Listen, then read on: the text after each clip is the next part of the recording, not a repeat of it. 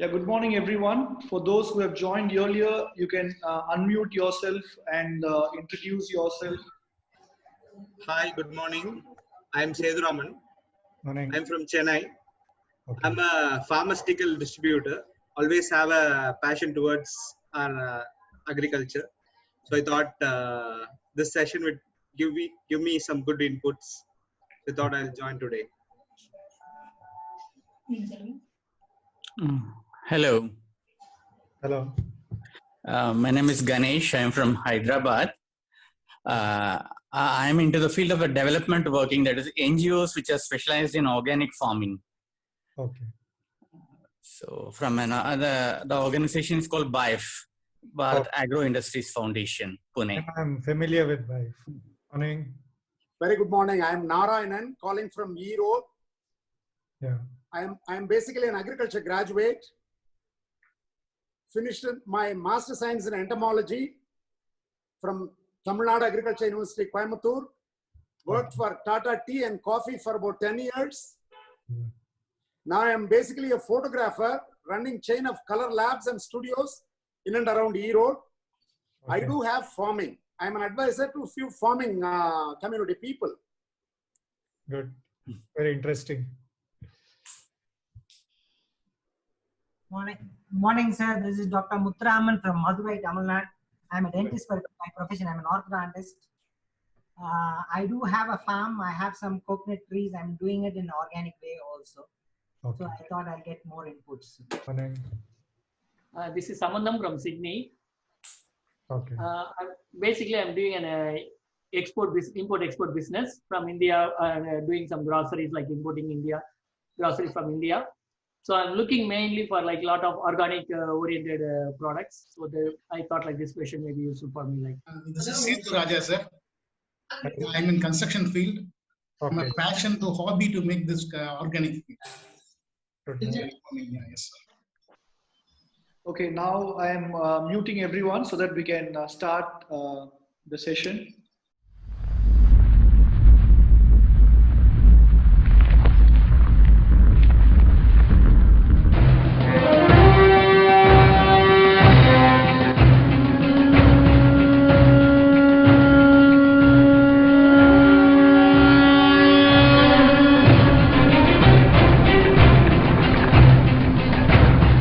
Nagarathar Chamber of Commerce, sail to prosper.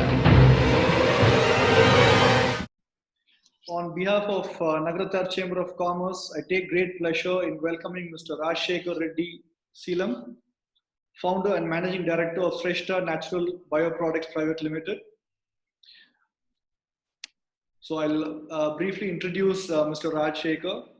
He prefers calling himself Mr. Raj Seelam. He's an organic food enthusiast who takes the idea of what goes into your food and subsequently onto your plate very naturally. So he's an IIM Ahmedabad graduate. So after graduating, he took the conventional commercial route of joining an Indian agri-business conglomerate selling pesticides and fertilizers. Working closely with the farmers not only made him realize the havoc caused by the fertilizers, but he also quit eating cabbage and cauliflower for more than 10 years. Not that he's afraid of vegetables, but he couldn't digest the idea of eating what comes with the vegetables, that is the pesticides. So after years of research, Sresta Natural Products, a farm to fork organic food products, took shape in 2004. The vision for him was to create a sustainable livelihood for farmers, sustainable lifestyle for consumers, and also to contribute to a sustainable environment. So today, Sresta does contract farming with more than 45,000 farmers on close to 225,000 acres across 15 states in India. So Sresta products and markets over 200 organic food products under the 24 Mantra brand in India, Europe, North America, Middle East, Near East, and Far East. So he can be reached at his Twitter handle at Raj Seelam 2018 and his FB profile Raj Seelam 2018.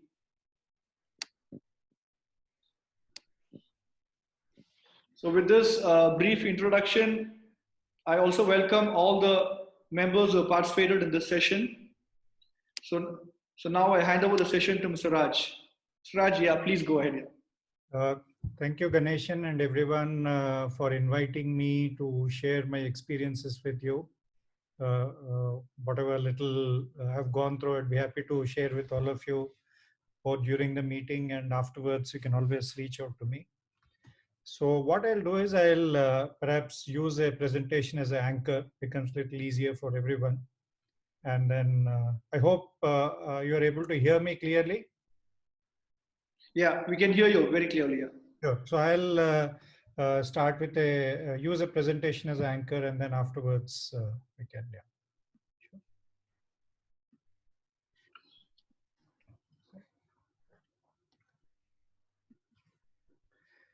So we started the company. I started the company in 2004, but I think at some point I realized that pesticide fertilizers may not be the right thing to do. I come from a farming family, so I've seen a lot of farmer distress happening, and so I said whenever I get an opportunity, I should do something. So 1992 was the first time I had this thought, saying that I should do something. At that time, it was not so much about organic, but something without pesticides, without fertilizers, etc. So that's how I think that thought was there in my mind.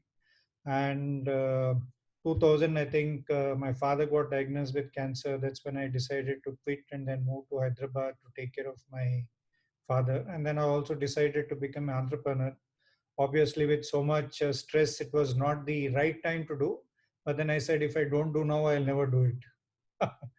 And of course, we don't come from a business family, so I'm that way a first generation entrepreneur. So that's how I think took the call. I started a customer relationship management related to more IT tech business with a few friends. We developed a third-party customer service portal, which was the first, I would say, the first e-com wave. The portals, everything. But then 2000, the first .com burst happened. By the time we developed our application, so they didn't business progress much. Then we moved on to developing CRM software. We implemented for a company in Dubai. Then the 9/11 happened. We never got paid. So the business never took off. So that's when I realized a lot of times timing is very important. Then I got into a light engineering business with a German partner and a few Indian partners. We built the business, but it was government related. So then I realized that I was never comfortable with that kind of thing, because dealing with the government will mean some compromises. And I think I was not prepared to compromise my own value system. So I convinced my partners. And then, of course, I knew that it is also going to be a huge struggle and the business may never take off. That's what I could sense. So I convinced my partners. We sold off the business. In hindsight, I was proved right, because the project had never taken off. So at least we are the only guys who made money. So in business, I think the timing, both entry, exit matter a lot. And so that was one big lesson. So then I think with whatever little money I had, then I said, let me live my dream of starting this organic food business. Whatever market research I did told that I'd be a fool to do anything with organic agriculture, because consumers didn't know, and perhaps the survey said people didn't care. But then as an entrepreneur, all of us have some gut feeling about certain things. So I said, let me go with my instinct, because I think I realized that people's incomes are increasing, the disposable income will be more. Then second is obviously people are becoming more health conscious. Hopefully they'll spend that much more money on good stuff. And third, I also realized that I might be little early, but not too early, because if you're too early, then you just can't sustain, right? Unless you have a lot of resources behind you. Otherwise, it's very difficult to sustain. And if you're too late also, then it becomes crowded, then you can't stand out. So I said, okay, I might be a little early, but not too early. So that's how I think we started the business. And always, I think so it's what we have developed is a farm to fork business, integrated operations, but we are also fairly asset light. because if you have too much asset heavy business, then you have less flexibility. You can't pivot your business, you can't change. So that's why I think I always kept even today also the business is very asset light. And when we started off, we were very clear, whatever we do, we should use global benchmarks. We should be perhaps comparable to the best in the world. That's how always our model was. And from day one, we were always certified for US, European, and Indian organic standards.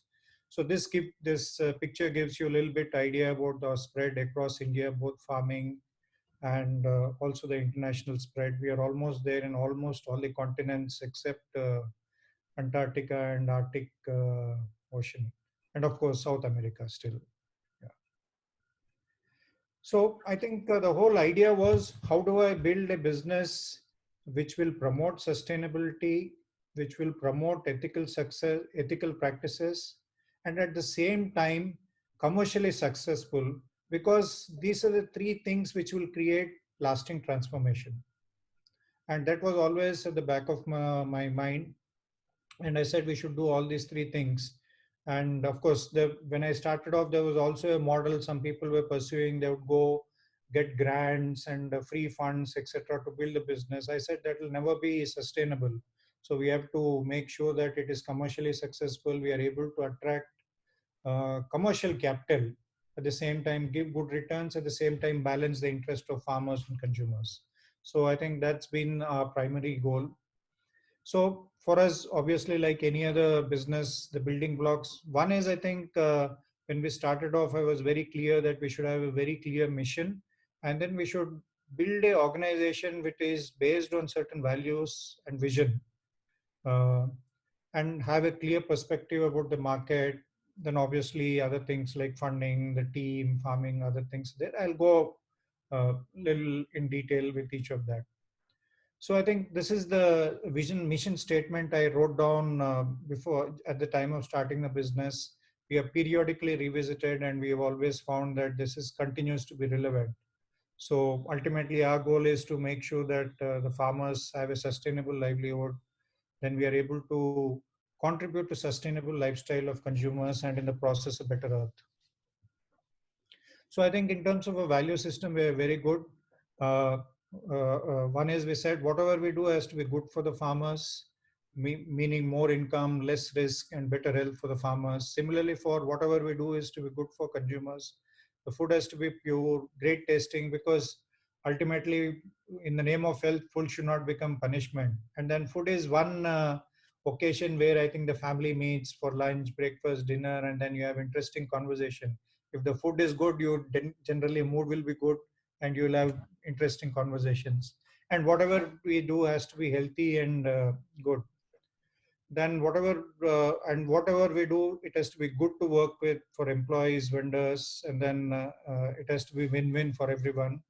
And make sure that whatever we do are ethical. And it has to be good for environment, good for society. And I think one more value I had to add about 3 years back, because I think people were thinking that when we talk about all this, then commercial thing is not important. So I have to say we have to also generate good profits. So the people, all the employees, staff, everyone is clear, because ultimately unless you generate surplus, then you can't create more and more impact. Right? So the organic business is currently about a 75,000 crore kind of opportunity. Obviously, this is something to be tapped. It's not that it is ready. Today, I think the organic business, both export and domestic, will be about 5,000 to 6,000 crores. But we believe it can be about 75,000 crore opportunity in the next 10 to 15 years. Domestic could be about 50,000 crores. International could be about 25,000 crores. So the international market is $100 billion, but based on what we can produce and export competitively, I believe this could be the opportunity. Similarly, currently about 700, 800,000 hectares is 7 to 8 lakh hectares is under organic certification. I believe we can easily convert about 10 million hectares into full-fledged organic certified with little support from the government, because we have almost about 140 million hectares of net cropped area. So our business model is fairly simple. We said as far as the domestic market is concerned, we will primarily focus on the branded business, and our products will cover a large share of the market. Then whatever we do, the products have to be easy and consistent availability. And I think for us, the important thing is it has to be at an affordable premium. And from international markets, again, initially we started with value-added ingredients, but our aspiration was always to sell the brand, 24 Mantra brand. And of course, international or domestic reliability in terms of quality supply is always important. From a supply chain perspective, we do contract farming and direct procurement from farmers. We have 3 or 4 units where the final processing and packing happens. But other than that, most of the primary processing happens in contract units. Then we have distribution centers in key markets, both in India and abroad. And then right from day one, we have used IT to integrate our operations seamlessly. So I'll talk a little bit about the challenges which we had gone through with regard to supply chain, the market, ecosystem, etc. So in terms of the supply chain, we currently work with about 45,000 farmers on about 2.5 lakh acres in 15 states. Most of the farmers whom we work with are small, though we do have few large farmers. The average holding is about 5 acres. About 85% of the area is rain-fed and 15% is irrigated. So this kind of the stars give the spread of the farming activity, and then the triangles talk about where our processing facilities are located. So I think the biggest challenges we faced from the farming aspect was one, to convince farmers, because I think generally with regard to contract farming, the farmers' experience across the country has not been great, because I think a lot of people came with big promises, they never fulfilled the promises and then actually ran away. In fact, I remember my own father was a farmer. He was contracted to produce some vegetables for export. When the crop was ready, the person who contracted the exporter completely disappeared. And finally this was like exotic vegetable. There was no market domestically also. Finally, my father had to throw the entire thing. So one is those kind of issues. So what we did is we used local NGOs, took their help to convince farmers. And then the most important thing is we never went and made promise saying that suddenly you're going to become rich or your life will be transformed. What we said is your life is going to be better. Whether we buy or not, we are not asking you to produce anything special, but it is the same dal, rice, or spices, or whatever you grow. So your cost will come down. And second, your soil will become better so that your production risk reduces and you will not be exposed to harmful pesticides and fertilizers. So this was a simple premise, and we said and we also told them we may not be able to buy the entire thing, but whatever we buy, we will definitely pay you a premium. So the premium ranges from 10 to 20, 25% based on the crop, the risk involved, and the price. If the price is higher than normal market price is higher, we pay a little lower premium. If it is lower, we pay higher premium. And I think most of the farms are small primarily because the farmer needs to be in the field for organic. Unless he is very proactive, it becomes a problem. The other big challenge was because the farm holding is so small, getting uniform quality becomes a problem. Because as far as the consumer is concerned, they might compromise little bit, but not too much in terms of the appearance, because their benchmark is whatever is the conventional produce. So that's another challenge we have to address. Then of course, organic integrity is very important, because ultimately consumer is trusting the brand, saying that it stands for certain thing. And we have to make sure that we deliver on that promise day in, day out, every day for every product. So we also started working by using, one is locally whatever available research, and recruiting some scientists, agronomists, then going around talking to farmers. Some farmers themselves have done a lot of innovations. So we used a combination of whatever farmer practices and then relevant science to build a package of practices. So when we go to a farmer, we are able to tell confidently that 80 or 90% of the time this is going to work. So that gives the confidence. And finally, I think as you know, all agri commodities infestation is very high. You store for 1 month, you'll have a lot of insects. So we had to figure out storage methods. Today, I think what we do is we use cold storages, then we use treatment, what we call modified atmospheric treatment, to make sure that the infestation doesn't happen. We don't use any chemicals absolutely. So these are the kind of challenges which we had to overcome. So we did working with local communities, used NGOs, their help, compiling all the best practices. Then we have for every 200 to 50 farmers. So this 2.5 lakh acres we divide as projects. There are about 108 projects. Each project is in a 15-20 kilometer radius. And then covering a few hundred to few thousand acres in that small compact area. For every 200 to 250 farmers, we have one of our trained person stationed there. Their job is to visit the farms every week, train the farmers. If they have any problem, then solve it. Every farm is also geotagged, so we know the geographical location, and all our staff are provided with smartphone with apps on it. So they can also map for every season how much cultivate, how much under each crop the farmer is growing, so that we have an estimate of the area and also later on the yield.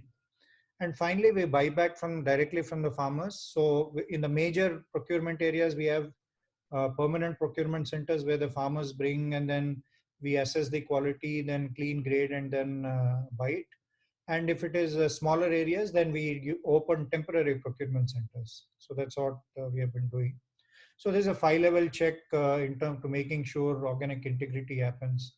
One is social pressure, regular visit by farms, internal inspections. I'm working with you as a farmer, I might ignore something. So we want to make sure that doesn't happen. Then certification agency inspections every season.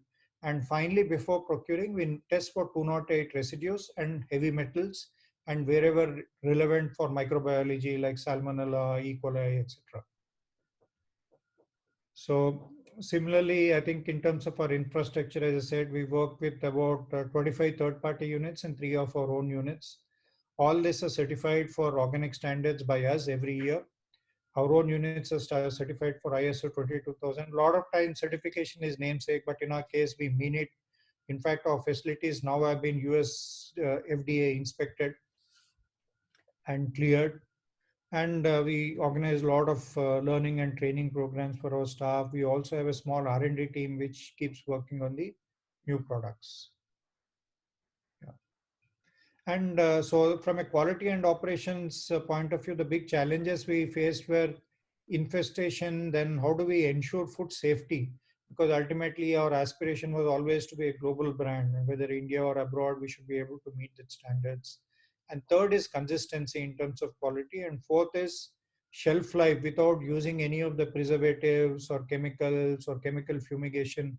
How do we ensure this shelf life? So we did a lot of research. Today, all our products have comparable shelf life to conventional products, or in many cases, even better, more shelf life than conventional products. So this we achieved through a combination of working on our processes, processing methodology, and third is packing material kind of thing. So food safety also, we put a lot of focus. So now because we export to Europe, to North America, to Middle East, to Africa, and then Near East, Far East, almost all places. So that's what we have worked on. In fact, for export, we give shelf life almost 18 months to 2 years. So the other unique thing for us has been the traceability. Based on the batch number on a pack, we can tell you which farmers have grown the contents of the pack. Because today also the biggest question the consumers have is, how do I trust that you're genuinely organic? So the only way for us is to throw open our entire database. Earlier, I think we had offline, online kind of thing. So this year we have upgraded our software. So what we are going to do is, we were to start by June, but might get little delayed because of COVID. We are going to put QR code on the pack. People can actually scan the QR code and see which farmers have grown the contents of the pack, where the product has come from, the entire journey of the product, so that they get that confidence that it is done genuinely, properly. So other big challenge was building the market. So one of the important calls for us was in terms of the brand name. So in fact, we started off with the brand name. It was called 24 lettered mantra. So a friend of mine suggested. Then I said, "Are you mad? Who is going to remember 24 mantra?" Then my friend had only one point, saying that you don't have the money to have a nice name and keep on spending money on advertising to educate people. So it's better you have a little different thing where people spend their time to understand it. And in retrospect, we have proven right. So it's a very catchy brand name where people spend time to understand what it is. So ultimately, and it has also got a philosophical meaning because it talks about the Panchabhutas, the five elements: earth, water, fire, air, and ether. If you add Bhumi, Rapo, Analo, Anilo, Nabha, it adds to 24 letters. So we originally started as 24 lettered mantra, then we shortened to 24 letter mantra, now 24 mantra based on consumer feedback. So I think, so you have a certain thing and then you also evolve with your consumers and over a period of time, right? So we have a basket of 150 products which covers your normal grocery things like dal, atta, rice, spices, basic spices, beverages, juices, breakfast cereals, then ready to cook stuff, snacks and confectionery, and health foods. So a lot of this we have developed over a period of time. In domestic, the market, the biggest challenge was creating awareness about organic products. So, and then second is when we started off, obviously there were not too many organic products available. So if a consumer wanted to switch, then they wanted to know that they could switch completely. So that's why we have to develop a large range. And of course, it also works for us because our farmers are producing multiple crops. Unless we are able to buy, then the farmer also, it doesn't make sense. So because of this, it's a both, it's a front end and back end. We have to mesh to make sure that the farmer gains and the consumer also gains. And of course, providing this organic guarantee through this traceability and then rigorous testing. In fact, now only I think there's a law which mandates about organic standards domestically. But 14, 16 years back when we started, there was nothing. But even then, we always stuck to international standards and all the quality standards because we said this is a culture. If you have a certain quality culture or you don't have a culture, you can't suddenly in between bring it. So I think from day one, I think we try to build that culture so that it's internalized. So much so that even today, if I ask them to do something wrong, my entire team will revolt against me. So that's the kind of culture we have built. Then appropriate pricing, because I think when we started off, whatever little organic was there, it was like 2 times, 3 times. So we have managed to bring down the premiums to average about 40-45%. The idea is over a period of time, how we can bring it down to 30%, which we think is reasonable to ensure that there's a balance of interest for the farmer and the consumer, and also the company makes decent margins, if not too much. Then the other thing was developing the sales channels, because when we started off, no one wanted to sell organic products because the supermarkets or other store owners would say, no one knows organic. If we keep on our shelf, we'll be wasting our space. So we don't want to sell.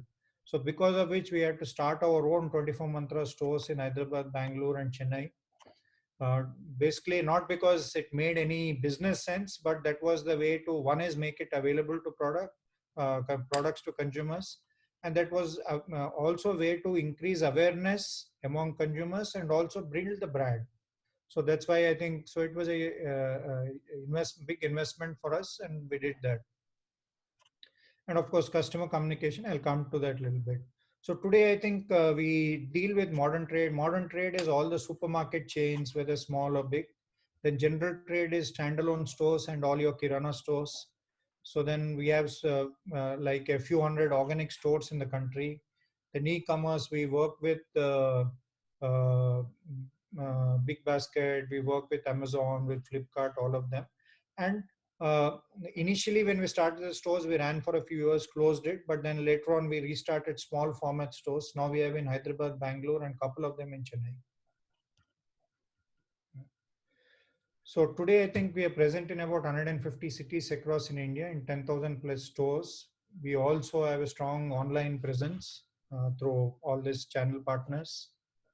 So there's a picture of our first store actually in Hyderabad. There's again picture of our own stores. So this is how I think what we have done is we have invested a lot of money and effort, because we are already present in all the supermarkets. So we have initially what we did is we used to take blocks, 2-3 shelves for our products, and then also build visibility like this in the store. And then we have promoters or merchandisers who, when customers enter the store, they explain to them about organic, and then convince them to try out some of our products. And then that's how we have built the whole awareness base.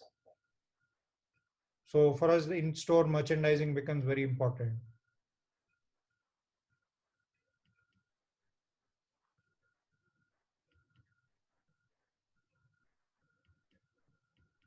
So I think this is some examples of communication, educating people about ill effects of conventional food. Then I think these are again talking about some products. And last 2-3 years, we have been focusing very much on digital activities. So last year we did this campaign called Be Like Radha. As part of that, there are a lot of consumers who gave a lot of testimonials, regular consumers, why they're using 24 Mantra, and then what made them use. So this is a huge this thing, yeah. And we do a lot of other digital campaigns, again, talking about the farmer stories, consumer stories, all this.